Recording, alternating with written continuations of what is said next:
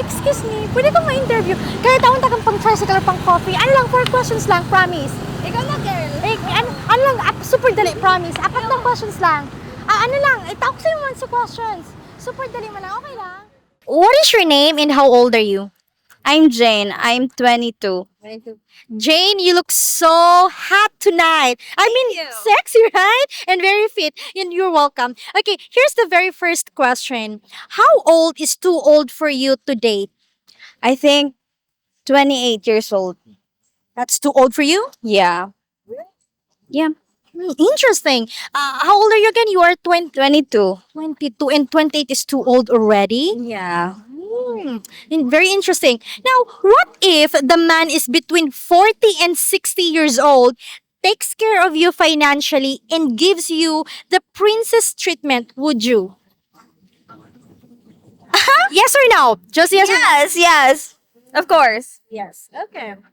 In your opinion, what are the advantages of dating someone young and what are the advantages of dating someone much older? Too young?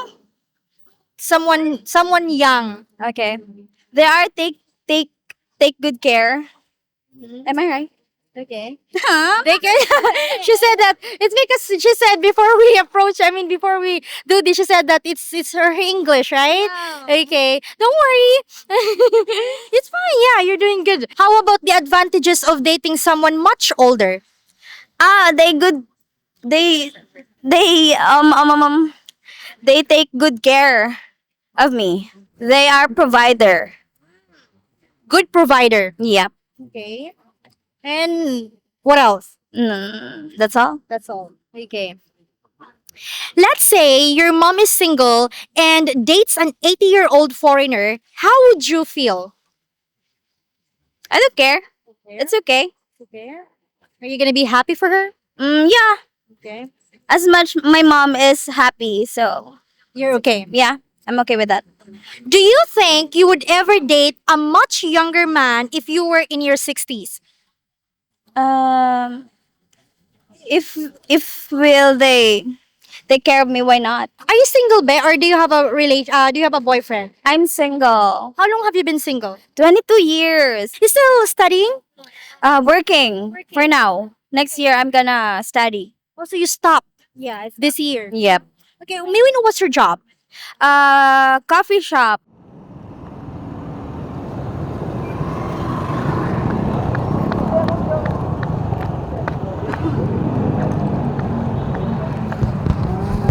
Excuse me. Pwede ka mo ma-interview? Nag-vlog kami. Ano lang, 4 questions man lang. Para okay lang naman kita para bakong dakol na tao. Sige.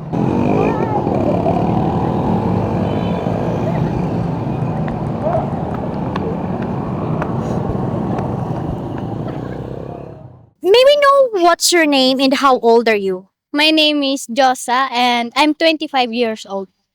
Okay, so Josa, here's the very first question. How old is too old for you to date? How old is too old to date for me is 32. You're 25, 32 years old. Yes. Okay. What if the man is between 40 and 60 years old, takes care of you financially, and gives you the princess treatment? Would you? Yes, of course. So, age doesn't matter. Yes. Okay.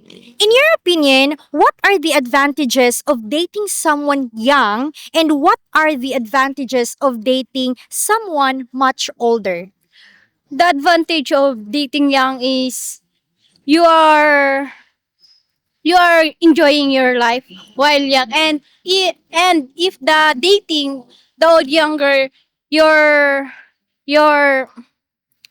your heart will I don't know. What do you mean? Okay, let's begin with what are the advantages of dating someone younger? The advantage I mean young, someone young. Advantage. advantage dating Ano ba ang magayon kung makipag-date ka sa someone na young? physically fit. Physically what? Physically fit. What? What? My physically fit to exercise, and you will getting to know and more adventure. You mean if you're dating someone young, that person could be physically fit and then more adventure? Yes. Okay. Yes. How about advantages of dating someone much older? Magma-matured po yung relasyon pag nag-ano na. Okay. Okay. Advantage of dating someone much older, the relationship would be more mature. Yes. Okay. Let's say your mom is single and dates an 80-year-old foreigner. How would you feel? I feel happy. How old is your mama? 58. Okay, last question. Do you think you would ever date a much younger man if you were in your 60s? I think no. Because in my perspective in life, I will date older than me. Because older than me is matured enough to handle the relationship. Yes. Okay. Okay. Are you single, B, or do you have a boyfriend? I'm single. How long have you been single? 2 years. 2 years. Still studying? Yes, I'm What are you studying? college. What are you studying? What course? Hospitality management. What is your name and how old are you? My name is Lizelle and I am 23 years old. Okay, so Lizelle, here's the very first question. How old is too old for you to date? I think 30 years old. That's too old for you. Yes, yes. What if the man is between 40 and 60 years old, takes care of you financially, and gives you the princess treatment? Would you? For me, no. Because I believe that age does matter to me, and I want someone who is level to my age. That's right. In your opinion, what are the advantages of dating someone young and what are the advantages of dating someone much older?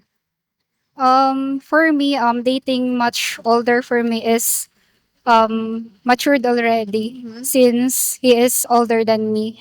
And dating someone who is younger than me is not fully matured since they are young, and I think it's not serious in life. That's serious. Okay. But what are the advantages of dating someone young?